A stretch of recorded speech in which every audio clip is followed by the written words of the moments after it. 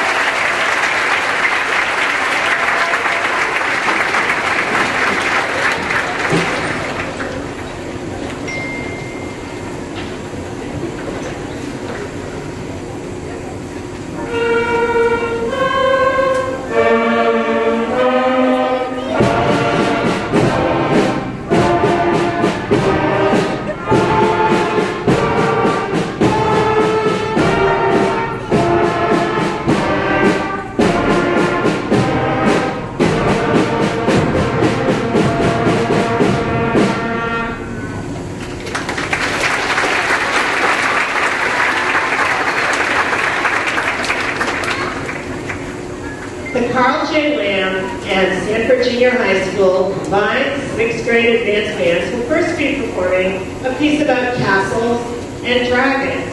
And I said to the audience yesterday morning, I think Mrs. Ames must have something for dragons. She programs a lot of pieces with dragons in them. And she told me no. Mickey Mouse, yes, dragons, no. So it's a mystery. Anyway, on the knight's stately journey towards the castle, they must slay a fierce dragon. As the battle ensues, the dragon is defeated, and the knights may return to their noble procession. This is a very tricky song at the 6th grade level because the flutes and clarinets are playing in their higher registers, which is very hard to do if you've tried that. The percussionists have had a lot of fun because this year they're at the junior high, most of them. And then they got to come over here and use all of the high school equipment. So they're using advanced instruments like chimes and timpani in the song. Their second selection is Eye of the Tiger from the 1980s. It was written and performed by the group Survivor. The fun fact that I did not know is it got written at the request of Sylvester Stallone because he wanted to use Another One Bites the Dust in his movie Rocky, and he couldn't get permission to use it. So he said, fine, I will have another song written. And it became a big hit. So here are the combined 6th grade bands from Carl J. Lamb and Sanford Junior High.